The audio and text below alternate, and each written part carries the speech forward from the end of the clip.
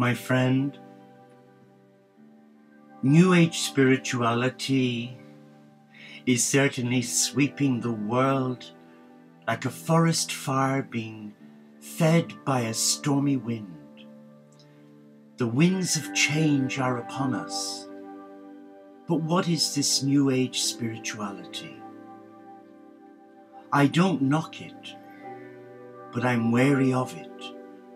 I'm wary of the word New Age because I consider that to be old age.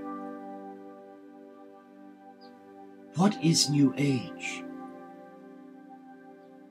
Is it an excuse for facing your truths? From what I've seen of brothers and sisters in different parts of the world who embrace New Age spirituality, their energy is electrifying. Their singing gorgeous and beautiful. Their sounds absolutely liberating. And as one who comes as a Catholic Christian, very different to what I've been used to. But I am wary because I've seen so many people throw out the baby with the bathwater, and they've been left with a void in their sacred temple where they feed their soul a lot of well-meaning nonsense. Spirituality for me has to be rooted in something that has been tried and tested. And there's nothing more tried and tested than that of the Creator.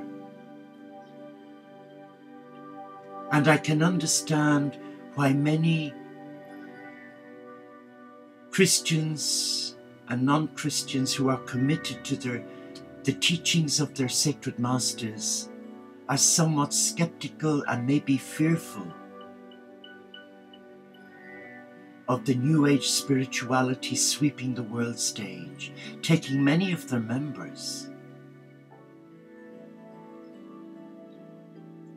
But they shouldn't be afraid, because they have something that is rooted in a firm foundation. And the words of Jesus rings true now as I speak with no script.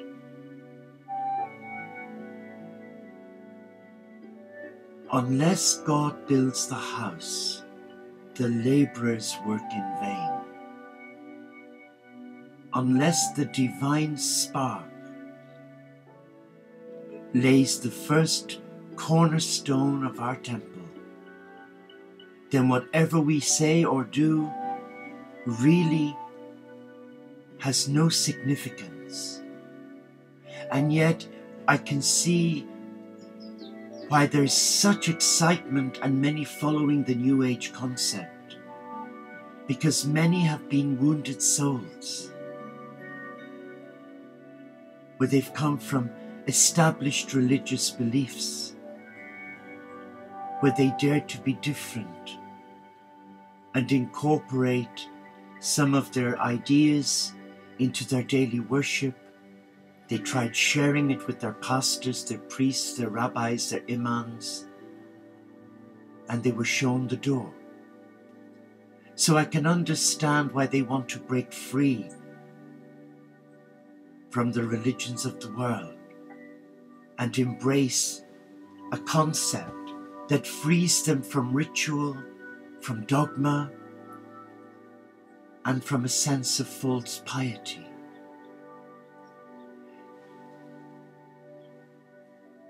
The great Matthew Fox, a renowned Dominican, has written widely on creation spirituality, but he brings to the arena of thought a whole new meaning, but it's rooted in the ancient texts of the civilized world.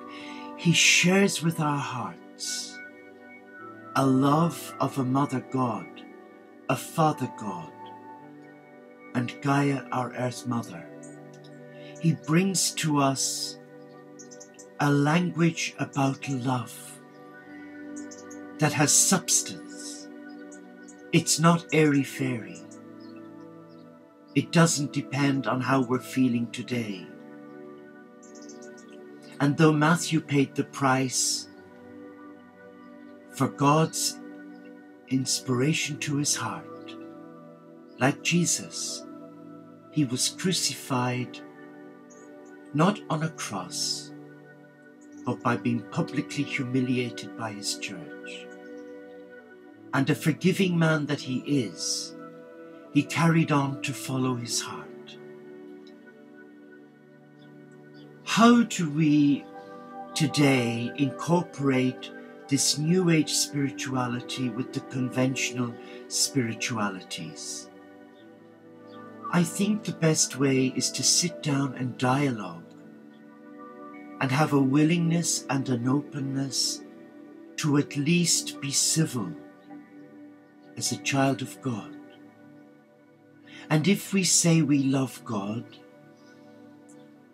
then we have a duty of care to that love, not to close the door on a child of God who doesn't happen to endorse our belief, but rather come in humility and be willing to listen and then decide.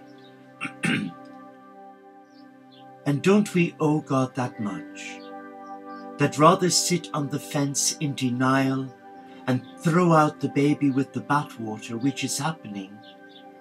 And that's why so many churches, established churches and religions today, are experiencing disquiet at grassroots level. They're experiencing anarchy and a vast exodus because dialogue is redundant. Hearts are closed. Minds unwilling to embrace truth. So what we're doing in effect is we're giving others permission to desecrate the sacred by indulging in a spirituality that needs a firm foundation.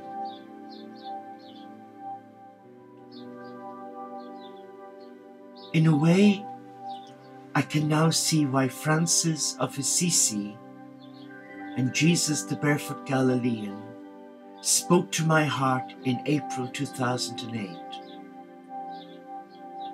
and asked to set up the Teo community as a bridge, a rainbow bridge, where we draw those who are stuck in old ways and those who are willing to explore, to come together and share ideas, philosophies, through love, not with judgment. And that is a mean task. It's like being a spiritual mediator, but we're not here to defend the rights and the wrongs of institutionalized worship. We're here to offer a hand in friendship and embrace the sacred in all of God's children. There can be no racist, dogmatic responses. And if we say we are a follower of truth, then we have to become that truth. And instead of walking God's talk and talking God's walk, we must find the happy medium and become the heart of a loving God. And it's so easy to sit in judgment from a place of comfort.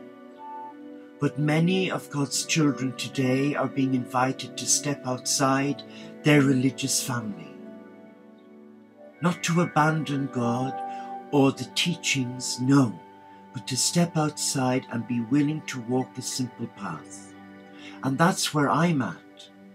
I don't have the comforts of my established Christian family. I have to walk this path alone, but yet I am a member of a loving community, the Teo community of St. Francis, set up to mediate and offer hospitality. A community who reaches out to the wounded, to the many who've been alienated by religion, and offer them sanctuary. But more importantly, offer them God's love.